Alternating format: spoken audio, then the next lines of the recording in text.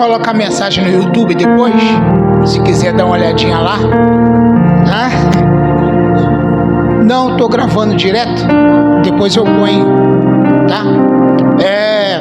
Pode sentar, queridos. Pastora Jane, pastor Nicolau, Deus abençoe vocês, né? Pastor Liésio vai estar pregando lá na nossa convenção em 25 de maio, lá no Rio, Nova Iguaçu. Tá? Não sei quem vai daqui, né? Mas vai ser bênção. 25 de maio vai ser bênção, para a glória do Senhor. Eu tive aqui da outra vez, e a gente sempre gosta de falar. Hoje é o culto da resposta, né? É isso, da resposta? Então Deus tem uma resposta para você. Amém ou não? Em algum nível que às vezes a pessoa não está percebendo o que Deus quer fazer. Às vezes Deus quer fazer algo na nossa vida, porque a nossa vida ela se resume em duas coisas: a material e a espiritual. Só que tem gente que ele só vive do espiritual, mas ele é espiritual. É bom demais ser espiritual, mas nós estamos num corpo carnal, nós estamos num corpo físico, e nós precisamos comer, precisamos vestir, precisamos morar, precisamos, né, de muita coisa aqui nessa vida. A gente não está preso aqui nessa vida, a gente não está aqui nessa vida só querendo as coisas dessa vida, mas as coisas dessa vida, elas são importantes para a gente, até para fazer a obra de Deus, né? Para chegar aqui eu tive que vir de manhã, chegar aqui, né? Pagar pedágio, pagar o combustível e tudo. Então a vida, para manter a igreja aqui, precisa de dinheiro. A gente estava olhando a obra ali quando eu cheguei, né? Quando eu vim aqui primeiro, nessa aqui, não tinha ainda lá, né? Não tinha. Vocês já estão bem adiantados, para a glória do Senhor. E eu estou acompanhando o pastor Liésio sempre na obra, no resgate das pessoas, né? Que ele trabalha muito bem, né? Vocês trabalham muito bem com isso, com resgate de vidas. Eu vejo o pastor Liésio pelas madrugadas, né? Resgatando pessoas. Isso é maravilhoso. Poucas pessoas têm vocação para um trabalho desse. E eu quero ler com você um texto que está na Bíblia. Abre comigo em Gálatas, capítulo 4. Gálatas, capítulo 4. Eu quero falar o tema seguinte: sois filhos de Deus. Nós somos filhos de Deus. Diga comigo: eu sou filho de Deus.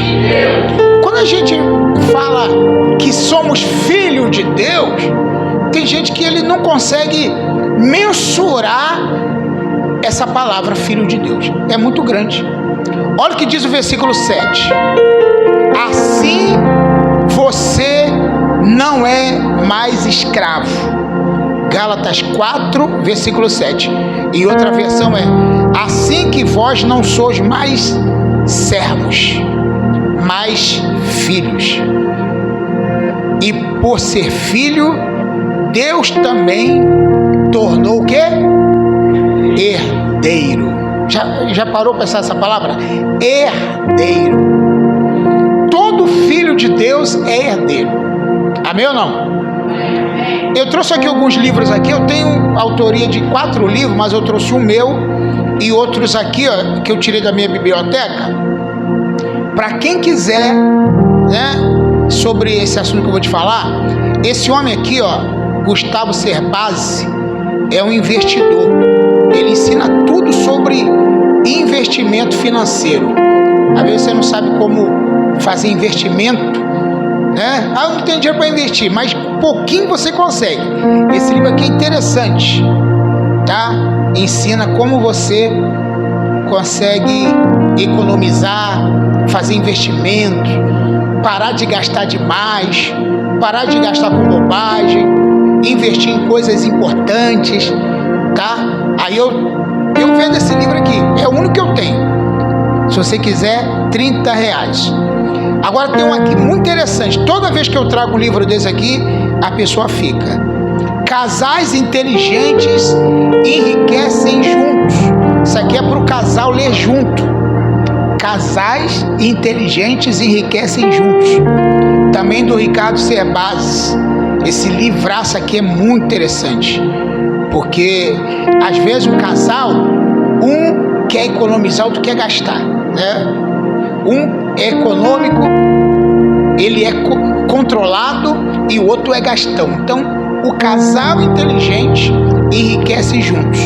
Tem que ter propósito, tem que ter foco, tem que ter visão, tem que ter objetivo. Também mesma coisa. Agora, esse aqui é um livraço. Os Segredos da Mente Milionária. Já leu? Já conhece? Esse aqui, Segredo da Mente Milionária. Às vezes a pessoa ele é pobre, mas ele tem uma mente milionária, né? Então, eu acredito que eu tenho mente milionária, tá? Eu não sou rico não, mas eu tenho uma mente milionária. Eu penso igual rico. Esse livro aqui é interessante. Aí eu queria até ler aqui uma frase que eu separei, que eu coloquei aqui no meu Instagram. Diz o seguinte: a sua programação conduz os seus pensamentos. Os seus pensamentos conduzem os seus sentimentos. E os seus sentimentos conduzem as suas ações.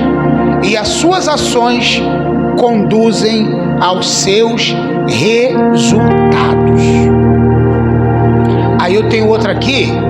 O primeiro, isso aqui é uma relíquia do Napoleão Hill. Esse aqui é um livraço. Um livraço. Eu separei aqui duas pessoas que conseguiram sucesso, mesmo tendo pouca condição no mundo, na vida. Um é o Henry Ford. Já ouviu falar no Henry Ford? O criador do Ford, do carro Ford. Criador do carro.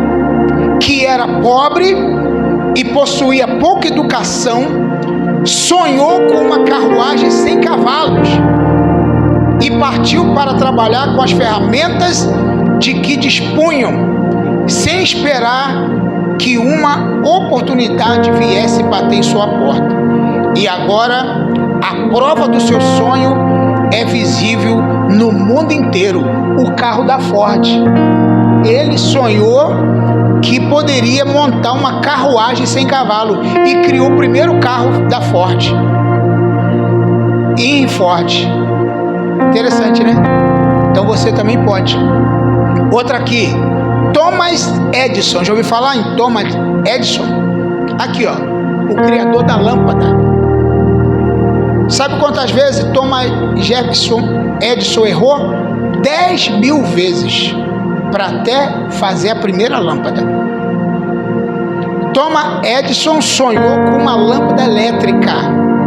Começou de onde estava para colocar o seu sonho em prática. E apesar de mais de 10.000 fracassos, perseguiu seu sonho até torná-lo realidade. Os sonhadores práticos não desistem.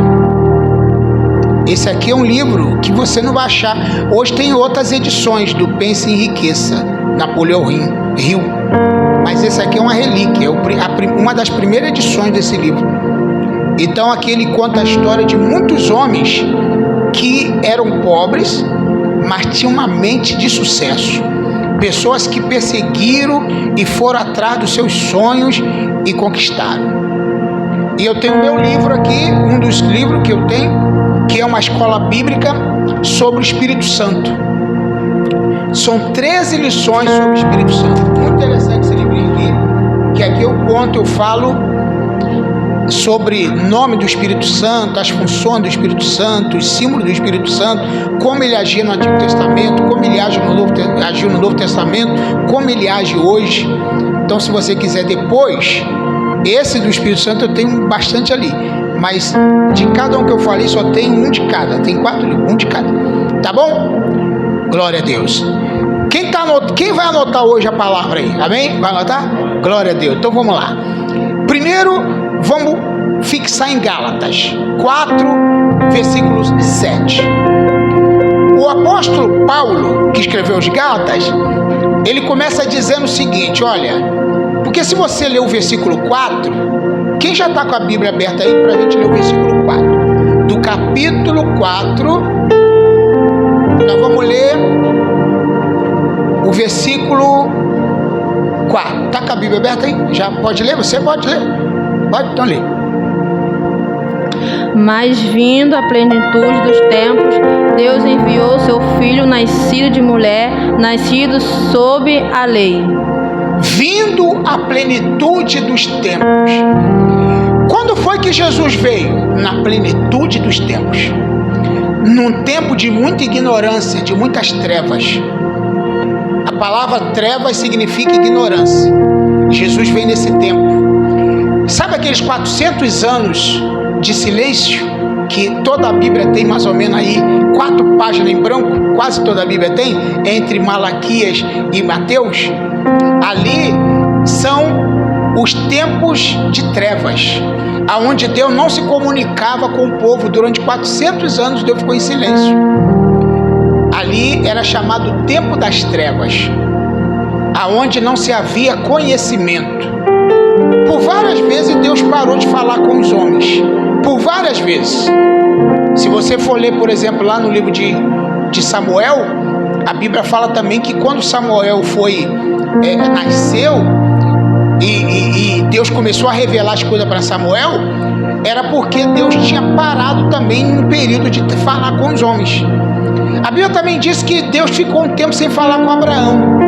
Depois de muito tempo, Deus voltou a falar com Abraão. Então, Deus mandou Jesus na plenitude dos tempos, aonde estava tudo em trevas, tudo escuro, no sentido de conhecimento, de sabedoria. As pessoas têm que entender que nós precisamos de ter sabedoria, de ter conhecimento. Jesus falou: errais por não conhecer as Escrituras e nem o poder de Deus. O meu povo foi destruído por falta do conhecimento. Tá? Conhecereis a verdade e a verdade vos libertará. Está cheio de versículos na Bíblia que Deus está falando: conheça, conheça, conheça, entenda, conheça. A gente tem que conhecer, porque quem não conhece fica nas trevas. Então, no versículo 7, agora nós vamos ver o seguinte, no versículo 7 de Gálatas 4. Assim que a partir de agora, entendeu? Esse é a partir de agora. Vocês agora não são mais escravos. Vocês agora não são mais servos. Vocês agora são filhos. Diga, filhos. Então, eu sinceramente não tenho nada contra alguém dizer assim: eu sou servo de Deus, eu sou servo do Senhor. Tudo bem, se você quiser, se quiser puder botar bem baixinho, tá bom? Você pode ser servo do Senhor, tudo bem, mas você é muito mais do que servo do Senhor. Você é filho de Deus, e isso tem uma diferença enorme na nossa compreensão. Quando você se coloca como um servo de Deus, quando você se coloca como um servo de Deus, dá a impressão que você está ali sendo um escravo, sem receber nada, porque escravo não ganha nada não. Escravo, servo não recebe nada, trabalha só pela comida, só pelo aquilo que vai comer o escravo. O escravo não precisa ter moradia, não precisa ter casa. O escravo não precisa ter roupa boa.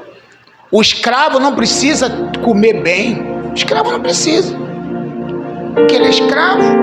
Escravo como o resto do seu senhor. Eu prefiro ser chamado de filho. Ser filho de Deus é muito mais importante do que ser servo de Deus.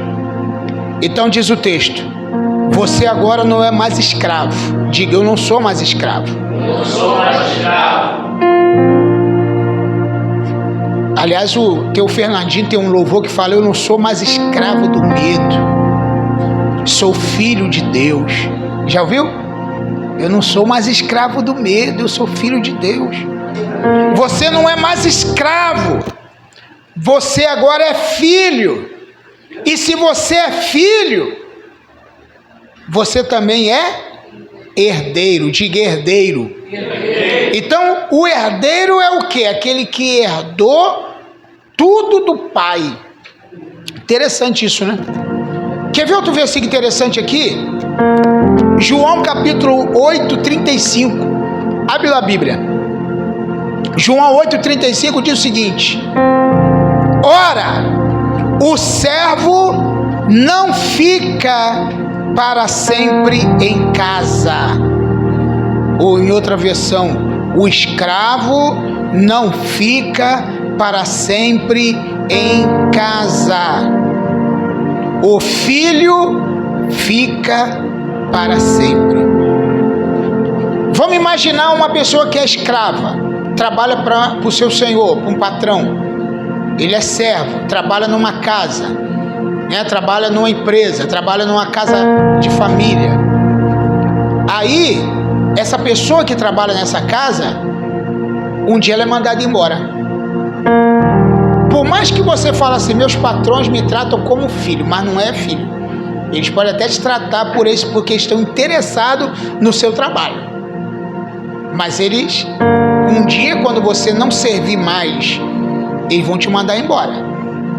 Então não se apegue emocionalmente com seus patrões, porque você não é filho deles. Porque o servo não fica para sempre em casa, o filho fica para sempre. Por mais que o filho seja rebelde, por mais que o filho não obedeça totalmente o pai, mas o pai não vai mandar ele embora de casa, porque ele fica para sempre em casa. Então, por mais que a gente não compreenda Deus totalmente, por mais que nós não entendemos a vontade do Senhor, e muitas vezes nós não cumprimos a vontade de Deus, Ele nunca vai nos tirar de casa. Nunca. Às vezes as pessoas saem da casa de Deus por sua vontade, mas Deus não expulsa ninguém da casa dele, porque o Filho de Deus fica para sempre. Entendeu isso? Isso é muito interessante. Olha o que diz outro texto aqui, 1 de João 3, versículo 1. Abre lá. Olha o que diz a palavra de Deus aqui. Vejam como é grande o amor do Pai. Nos concedeu sermos chamados filhos de Deus. Olha que amor do Pai.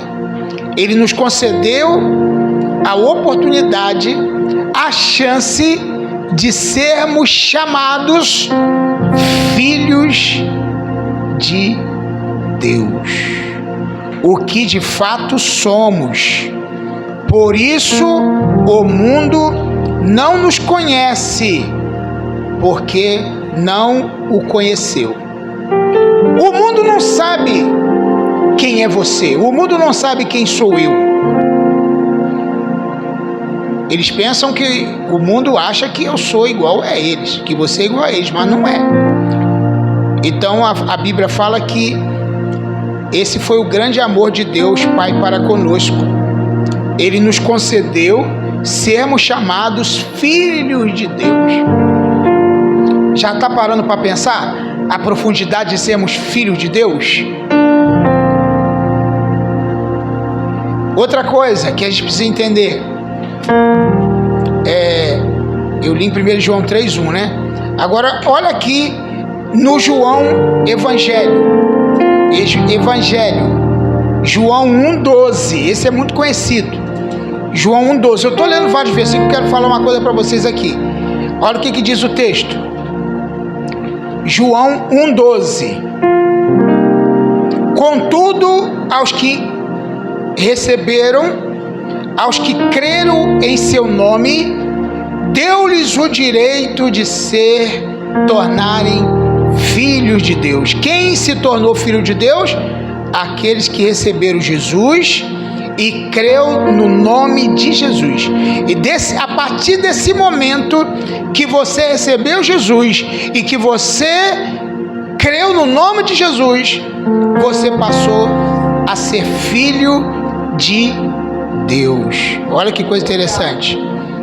Aos que creem, aos quais não nasceram por intermédio natural, nem pela vontade da carne, nem pela vontade alguma de homem, mas nasceram de Deus. Então você nasceu de Deus, você foi gerado no coração de Deus. Deus te transformou em filho. Então, qual é a tua postura? A postura de um filho é diferente da postura de um servo. O servo anda de cabeça baixa, triste, aborrecido, mas o filho não. O filho anda de cabeça erguida, sabendo que ele tem um pai que zela por ele, que cuida dele, que abençoa a vida dele. Então, nós precisamos nos comportar como filhos. Temos uma atitude de filho. Até a nossa oração como filho tem que ser diferente. Por exemplo, você não tem que orar pedindo misericórdia, Senhor. Um exemplo: Senhor, tem misericórdia de mim, Senhor, com medo do castigo do pai. Aí você fala assim: não, mas a mulher pediu misericórdia, o cego de Jericó pediu misericórdia, mas eles não eram filhos. Tanto é que ela falou, né, que ela se considerou um cão que come da migalha que cai da mesa dos seus donos. E aí Jesus disse: não é bom tirar o pão dos filhos e dar para os cachorrinhos. Então o que eu quero dizer para você, que a tua postura tem que ser de filho e não de servo. O teu filho, por exemplo, né, o pastor Nicolau, a tua filhinha, só tem ela? Ah, tá lá, 3, né? Eles pedem assim: pai, por favor, deixa eu pegar uma maçã na geladeira. Eles precisam fazer isso? Pelo amor de Deus, pai, deixa eu pegar um biscoito. Tem misericórdia de mim? Eles fazem isso? Precisam fazer isso? Só pra... Aí é outra coisa, né? Para jogar bola tem que pedir. Mas para mexer no armário tem que pedir? Para abrir a geladeira tem que pedir? Por que a gente, como filho de Deus, fica implorando a Deus uma coisa que é direito nosso? Por que a gente fica pedindo: Senhor, por favor, tem misericórdia de mim, me dá isso, Senhor, quando tudo já está liberado para nós? É só você ir lá e pegar. Mas você fica mendigando uma coisa que é tua já. Não é não, pastora? Às vezes a pessoa fica mendigando, querendo uma coisa que já é dele, já pertence a ele. Ele pode ir lá e pegar a hora que ele quiser. E por que você fica chorando, implorando o que é teu? Entendeu essa? Já é teu. Toma posse. É direito. Foi conquistado. Ele te deu por herança. Você é herdeiro. Você é filho. Vai lá e pega. Vai lá e pega. Vai lá e desfruta. Vai lá e usa de todos os direitos que já foi conquistado. Por que você está clamando, ralando, se sacrificando em jejuns, que não é nada proibido fazer jejum, mas muitas vezes as pessoas, eles se comportam como os miseráveis. Como os miseráveis. Ah, Senhor, por favor, deixa, Senhor, deixa, me dá. E chora. Eu nunca botei cadeado na minha geladeira para meus filhos. Eu nunca coloquei cadeado no armário. Eles vão lá e pegam, é deles. Eu trabalho para isso. Claro que já estão de maior, mas agora é a netinha lá. Vai lá e pega a banana, pega a maçã, pega o biscoito. É dela. Então, olha o que a Bíblia fala. Vocês agora são filhos de Deus porque vocês receberam Jesus e creram no nome dele. Então ele deu poder e autoridade de vocês serem filhos de Deus e não precisam mais mendigar mais nada. Vocês têm que ir lá e tomar posse do que é direito de vocês. Por que tem muita gente crente na igreja que não consegue nada? Entra ano e sai ano e ele não consegue nada, porque ele não sabe o seu direito. Não entende o seu direito. Olha o que está escrito em Efésios capítulo 1, versículo 3. Efésios 1, versículo 3.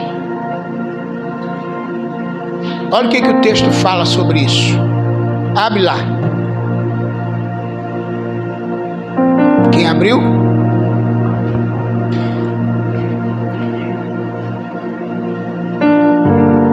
Quem pode ler esse versículo? 3. Bendito seja o Deus e Pai de nosso Senhor Jesus Cristo, que nos abençoou com todas as bênçãos espirituais nas regiões celestiais em Cristo. Olha que texto. Bendito o Deus e Pai de nosso Senhor Jesus Cristo, que ainda lá daqui a 20 anos vai nos abençoar. É assim? Já nos abençoou com algumas migalhas de bênção? Não, com toda sorte de bênçãos. Viu, entendeu? Não com alguma coisinha que sobra, não, mas com toda sorte de bênçãos nos lugares celestiais. Alguém pode dizer assim, mas qual é o lugar celestial? É só no céu? Não. Onde é o lugar celestial? Onde 2 ou 3 estão reunidos, ali eu estarei. Onde é o lugar celestial? Onde nós estamos aqui agora. Glória. Onde é o lugar celestial? Quando 2 ou 3 se reúnem em nome dele. É o lugar celestial. Então, bendito Deus e Pai de nosso Senhor Jesus Cristo, que nos abençoou. Diga, abençoou. Com quê? Com quê? Nos abençoou com todas as bênçãos espirituais. Aí você fala assim, viu? É só espiritual, não tem nada de material aí não, pastor. Quem falou que não? Com toda a sorte de bênçãos espirituais, porque a espiritual traz as outras. Quando você é um abençoado espiritualmente, você também é abençoado materialmente, fisicamente, tá? Porque vem junto. Então o que a Bíblia fala lá? É só você ver. Com toda a sorte de bênção. Quer ver outro versículo interessante em Efésios também? Capítulo 2, versículo 6. Olha o que está escrito. Capítulo 2 de Efésios, versículo 6. Que texto incrível, que texto magnífico, que texto interessante. Olha o que a Bíblia fala. Diz o quê? Deus nos ressuscitou com Cristo e com Ele nos entronizou nos lugares celestiais em Cristo Jesus. Deus nos ressuscitou com Cristo. Olha que coisa interessante. É claro que vai haver ressurreição, tá? No Apocalipse. Mas você também já passou por uma ressurreição espiritual. Quando Jesus ressuscitou, eu ressuscitei com Ele. Está na Bíblia. Deus nos ressuscitou com Cristo. Assim que Jesus saiu do túmulo, eu saí também. Espiritualmente. Ele nos ressuscitou com Cristo e nos fez assentar aonde? Nas regiões celestiais. Significa que eu estou sentado numa região celestial. Sabe o que isso significa? Significa que eu tenho todo o controle nas regiões celestiais, porque quem está sentado nas regiões celestiais, eu estou sentado com ele nas regiões celestiais, significa que eu tenho controle da situação espiritual. Por que José, onde ele chegava, ele mudava o ambiente? Porque ele tinha um espírito excelente. Por que você chega num lugar e o ambiente é transformado? Aquele lugar muda a atmosfera. Porque você carrega uma luz, um brilho, você carrega algo espiritual, por isso o ambiente muda. Mas tem gente que ele está tão apagado nisso que ele não consegue perceber que ele trouxe mudança para o local. Ou talvez ele fique sem saber quem ele é, e a mudança que ele deveria levar, ele não leva. Ele acaba se envolvendo com a situação do local. Mas quando ele chega naquele lugar brilha, aquele lugar ilumina, aquele lugar acende, porque a tua presença trouxe a glória de Deus para aquele lugar. Entendeu como é que funciona? Tem gente que vai para uma empresa trabalhar de empregado, e chega lá, ele prospera a empresa. Assim como José prosperou a casa de Potifar, prosperou o Egito. Você vai lá para trabalhar de empregado, e você não vai lá para ser abençoado, você vai lá para abençoar o patrão, você vai lá para abençoar a empresa que você vai trabalhar. Na verdade, não é você que precisa daquele trabalho, é aquele trabalho, é aquele patrão que precisa de você. Não é você que precisa de ter aquele emprego, é aquele patrão que talvez estava pedindo alguém para mudar a atmosfera daquele lugar, e você chegou lá. Aí começa a prosperar tudo, prosperar, a loja começa a vender, a empresa começa a prosperar. Aí você fala: poxa, depois que eu cheguei aqui, e o patrão começa a perceber que você está trazendo prosperidade para a empresa dele. Aí te muda de cargo, bota você na gerência, bota você, né, num cargo maior, porque você está fazendo a diferença ali naquele lugar. Então, por isso que a Bíblia fala: você está sentado nas regiões celestiais em Cristo. Você deu para entender? Que você precisa sair fora desse contexto humano que você tem vivido e passar a viver num contexto espiritual, porque as coisas vão começar a fluir na tua vida. Tudo que você colocar a mão vai prosperar. Tudo que você colocar a mão vai prosperar. Outro dia eu estava falando, dando uma palestra de finanças numa igreja, eu estava falando, e eu perguntei para uma pessoa, para as pessoas: o que você faz? O que você faz? O que você faz? E um falou: eu capino terreno. Mas eu não tenho achado ninguém para eu capinar terreno ultimamente. Mas minha profissão é capinar terreno. Falei: poxa, que legal. E por que você está sem trabalhar? Porque não aparece quem me chame. Aí eu falei: o que você está fazendo para as pessoas saberem que você faz isso? Nada, eu só fico esperando. Então, por que você não sai batendo de porta em porta, e vê um quintal cheio de mato e fala lá: eu capino terreno, e começa a trabalhar naquilo, né? Depois você tinha uma enxada, depois compra outra, contrata alguém para ser seu ajudante. Depois você arruma outra enxada e contrata outra pessoa para ser seu ajudante. E depois vai comprar uma máquina cortadeira. Depois você vai comprar um trator. E depois você vai prosperando. Mas começa com o que você tem. Use a ferramenta que você tem na mão. Se você falar: eu não tenho nada, igual aquela mulher pobre, eu não tenho nada em casa. Eu tenho uma botija de azeite. Comece com ela. Deus falou em Joel: faça da tua espada lança e da sua enxada espada. Use o que você tem na mão, e Deus vai te prosperar, fazer você crescer.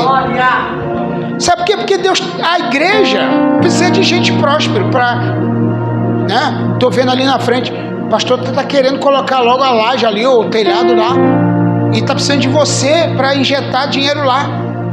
Mas se você não prosperar, não tem como. Será que vai ter que ver alguém de fora fazer isso? Se já tem um monte aqui dentro que pode? Que vai crescer, que vai prosperar. Pastor, deixa comigo. Deixa comigo, pastor. Essa laje é comigo. Ó, o piso é comigo. Pode deixar. Deus está me prosperando. Por isso que eu estou falando. Alguém pode pensar: poxa, o culto hoje eu pensei que era da resposta. Será que está sendo a resposta para você? Amém ou não? Toma posse disso.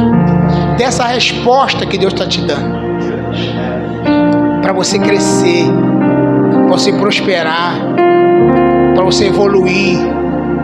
Para você entender que se você prosperar, você não vai sair da igreja. Porque tem gente que fala assim: eu não quero prosperar, senão eu vou sair da igreja, senão eu vou me desviar. Se você está pensando em desviar, o problema já é seu. Ninguém vai sair da igreja porque desviou. Ninguém vai desviar porque prosperou. Você já está desviado já há muito tempo. Tem gente que ganha dinheiro e sai. Mas Deus está querendo fazer o teu coração ser um coração grato a Deus, de filho de Deus, porque filho não sai de casa, só sai de casa quem é servo. Por isso tem tanta gente que entra e sai da igreja, entra e sai. Eu já vou para 40 anos na igreja, eu me converti com 19, eu tenho 58 anos. Eu nunca me desviei porque eu sou filho. Aleluia! Nunca saí nem um minuto da presença de Deus. Então, se você está pensando em ano que vem se desviar, é porque você nunca foi filho de Deus. O filho não sai de casa, nem se ele crescer, nem se ele prosperar. Ele vai prosperar para abençoar o reino de Deus. Ele vai prosperar para injetar dinheiro na obra do Senhor, para cumprir o ID do Senhor, para que o sonho do pastor, da pastora se realize, que as missões, que outras casas de recuperações se abram através do ministério deles. É assim que Deus quer. Mas se você ficar nessa: não, eu tenho medo de prosperar, se eu prosperar eu vou ficar soberbo, se eu prosperar eu vou sair da igreja. Querido, prepara o teu coração para a prosperidade e continue humilde. Continue humilde. Mas se você for um próspero arrogante, Deus não quer você arrogante. Olha o que está escrito na Bíblia sobre isso que eu estou falando. Filipenses 4:12.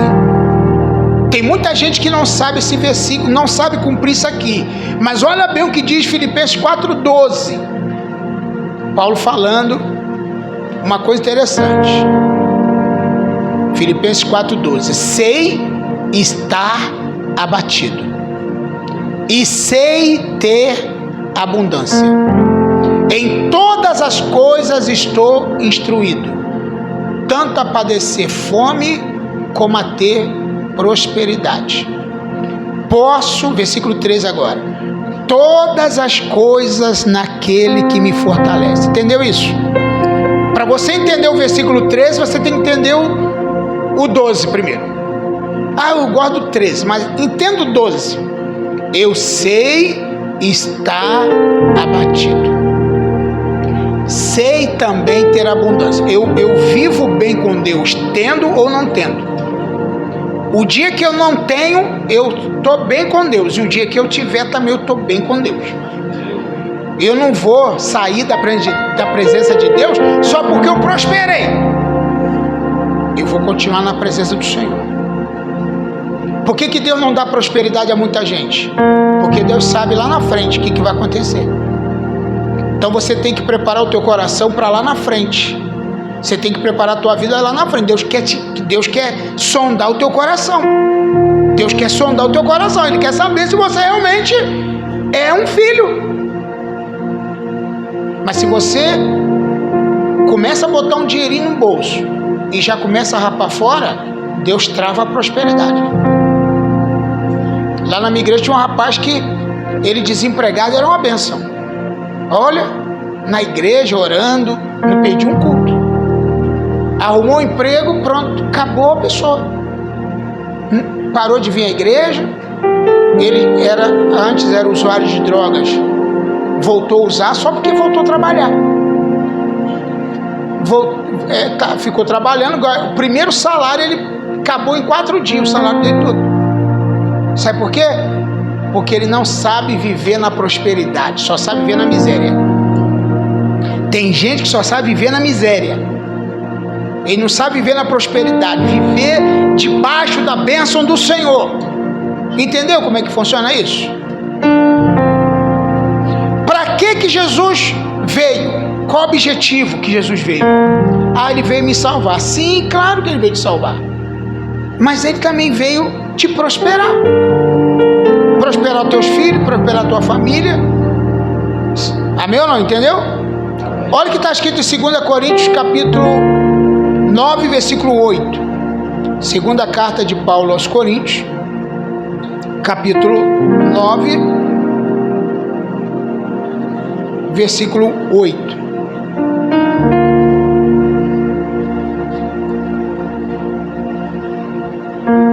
Não, eu errei.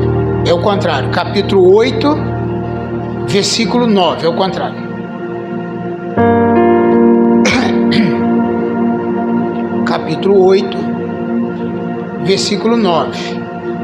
Vê se é isso mesmo.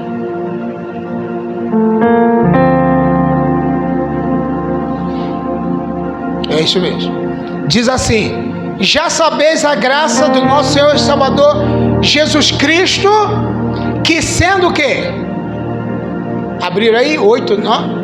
Que sendo rico, se fez pobre pelo amor de vós, para que pela sua pobreza vocês fossem ricos, que vocês enriquecessem. Ficou interessante, né? Aí tem gente que fala: não, Deus quer humildade. Quem falou que humildade é pobreza? Ser humilde é diferente de ser pobre. Tem gente que é pobre e não é humilde. Tem gente que é rico e é humilde. Já viu o pobre arrogante? Quem já conheceu um pobre arrogante? Tem um monte, né? Pobre soberbo, já ouviu?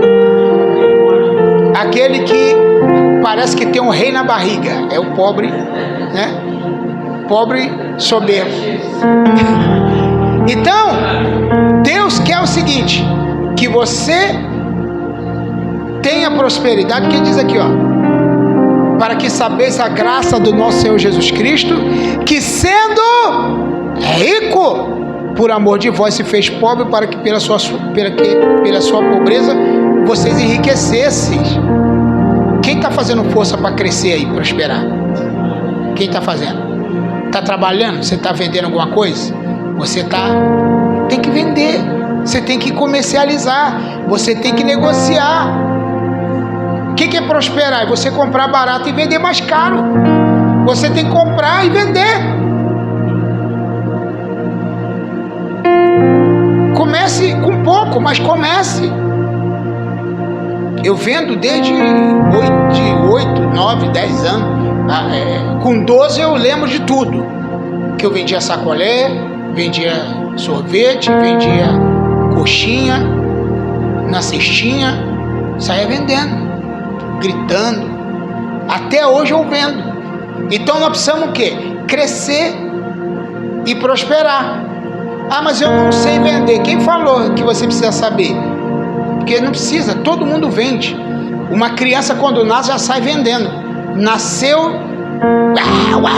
grita até conseguir o que quer, não é não? E já vai direto mamar, porque ela vendeu uma ideia e a mãe comprou. É ou não é? A mãe comprou. Porque é só você se expor, você se colocar à disposição. Quem está entendendo até agora? Então o que Deus quer com você, querido? Que você tenha um crescimento espiritual, crescimento. Olha o que a Bíblia fala em João 10:10. Esse versículo é muito interessante. Olha aqui, é muito interessante, mas precisa ser conhecido, tá? Eu fiquei lutando para vir aqui desde umas 3 semanas, né, pastora? E aí não vou, vem, não dava para vir. E hoje, ontem eu falei para o pastor Elias, amanhã vou estar aí e tal, e consegui chegar aqui. E acabou que semana que vem de novo, né? Quer dizer, tem vezes que a gente demora, mas quando vem direto. Semana que vem de novo. Tá? Depois, não sei, se quiser continuar essa palestra semana que vem, a gente pode continuar. Tá? Chamar mais gente, se vocês quiserem, tá bom? Eu vou estar por aqui. Então, o que acontece? O que a Bíblia diz? O ladrão, ele não veio senão para quê?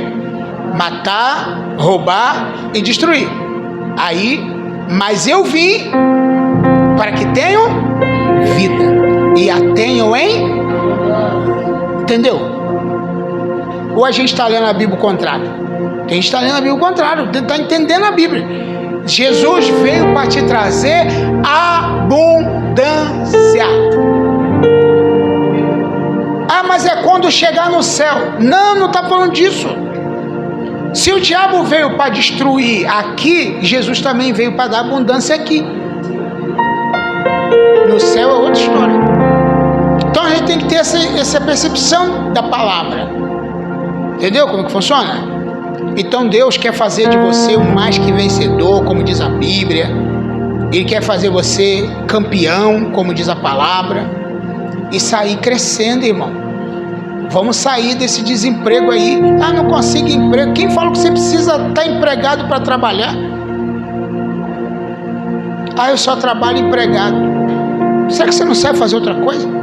Só sabe ganhar dinheiro se vier empregado? Eu posso te fazer uma lista de coisas que você pode fazer sem precisar trabalhar para ninguém para ganhar dinheiro. Te dou uma lista. Eu falo mais de 30 coisas que você pode fazer para começar amanhã.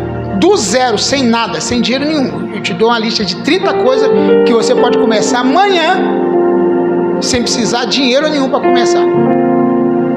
Se você quiser, eu te mostro depois. Não dá tempo de falar agora. Cada hora. Entendeu? Então, mas a pessoa tem que ter esse discernimento. Agora, você tem que ser informado, tem que ler, tem que ver vídeo, tem que ver palestra, você tem que aprender empreendedorismo e tal, e vai crescendo, vai crescendo, vai crescendo. A maioria dos empresários que são milionários hoje começaram do zero. Você viu o Thomas Edison, por exemplo, que inventou a lâmpada? Você vê o Henry Ford, que inventou o carro Ford, e tem vários outros inventores que inventou uma coisa e insistiram e conseguiram. O que você não pode conseguir? O que você não pode chegar lá? Então Deus está dizendo para você: saia da situação que você está, mude a tua configuração mental, para de ter uma mente de escravo e passe a ter uma mente de filho, e tome posse de todos os direitos que são seus, pertence a você esse direito. A primeira coisa que você tem que fazer é levantar a tua cabeça e parar de olhar para o chão, porque quem olha para o chão é galinha. Você tem que olhar para o alto, igual águia. Águia, quando olha para baixo, é porque ela vai direto na presa que ela quer. Já viu os voos? Eu tenho lá no meu Instagram alguns voos da águia pescando. Ela vê o peixe lá de cima e ela dá um rasante assim, tum, fica alguns segundos lá embaixo até pegar o peixe. Depois ela volta com um peixão enorme na sua garra e sai da água ali, ó, triunfante. Assim que você tem que ser. Ah, mas eu não tenho mais solução para mim, pastor. Eu estou com meus sonhos perdidos. Deixa eu contar uma história, a questão da águia, por exemplo. Uma águia, ela vive 70 anos. Uma águia vive 70 anos. Mas para ela viver 70 anos, quando ela tem 40, ela tem que tomar a maior, importante, dolorosa atitude na sua vida. Se ela não tomar essa atitude aos 40, ela morre. Ela tem que tomar essa atitude quando ela chegar aos 40. Qual a atitude? Primeiro, ela sobe numa montanha muito alta e começa a arrancar as penas velhas que ela tem com o bico. Arranca tudo. Aquelas penas velhas, ela sai arrancando. Depois, as garras lá dela, ela tira com o bico aquelas garras e fica sem unha nenhuma. Depois o bico dela, que já está torto, ela bate na pedra até cair o bico. Mas ela faz isso de forma silenciosa, sozinha lá na montanha. Ninguém está vendo. Aquilo dói. Aquilo dói. Arrancar as penas, arrancar as unhas, arrancar o bico dói. Mas ela tem que tomar essa atitude porque ela tem que viver mais 30. E ela fica isolada lá na montanha, sem poder comer, sem poder se alimentar, porque ela está sem asa, ela está sem unha e ela está sem bico. Mas ela espera o processo. Daqui a pouco o bico começa a crescer, as penas começam a vir de novo, as unhas começam a crescer e daqui a pouco ela está pronta para viver mais 30 anos. Se você não tomar atitude agora, você pode morrer a qualquer momento. Você tem que tomar a atitude da águia. Outra coisa que a águia faz, quando ela tem filhote, ela põe plumas no ninho para ficar bem macio para os filhotinhos delas. Mas quando os filhotes já estão ficando maiorzinhos e já tem asa, já tem bico, já tem unha, ela tira as plumas e bota espinho, bota pedra, espinho, para que o ninho deixe de ser confortável. E ela começa, os filhotes começam a se espetar lá nos espinhos e eles vão saindo do ninho. Sabe o que Deus quer? Que você comece a se espetar, no bom sentido, para poder sair da sua zona de conforto e começar a voar. Porque tem gente que ele está comendo, bebendo, tem um lugar para morar nas custas do pai e da mãe, então ele está ali bem tranquilo. Mas uma hora ele tem que sair e viver a sua própria vida. Então a águia filhote sai do ninho assim, sai do ninho, vai saindo e chega perto da ribanceira. Aí a mãe águia chega ali e empurra. Aí a águia filhote fica se batendo e caindo. Mas ela se bate com tanta força que daqui a pouco ela consegue voar.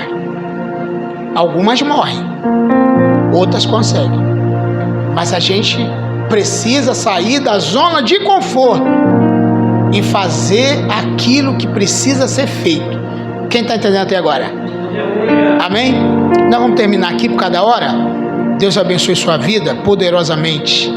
Vamos ficar de pé em nome de Jesus. Eu espero que eu tenha sido bênção de Deus para a tua vida. Amém? Nesta noite. E que nós vamos, em nome de Jesus, mudar as circunstâncias da nossa vida, em nome de Jesus. Queria orar por você. Pai, em nome do Senhor, quero te pedir que o Senhor derrame graça sobre esse irmão, sobre essa irmã que está parado, desempregado, precisando de uma resposta. Mas essa resposta, Senhor, já estiveram aqui e agora eles vão sair para buscar e para empreender. Eles vão, Senhor, conquistar. O Senhor é Deus na vida deles. Eles não são mais servos, agora eles são filhos. E se são filhos, eles são herdeiros do Senhor. Toma cada um nas tuas mãos, que eles saiam daqui vitoriosos, com a certeza da vitória deles. No nome de Jesus. Amém. Pode aplaudir o Senhor? Pastora, obrigado. Aleluia, nós é que agradecemos. Vamos combinar assim com o pastor, que é um prazer, né, em receber o Senhor aqui na nossa igreja, né, cada dia mais trazendo algo do céu, né, e eu vou combinar assim com o pastor Liésio, né, que é uma honra, é um prazer, né, abre a mente da igreja, né, e que todos nós recebemos bastante no dia de hoje, que quarta-feira também, né, para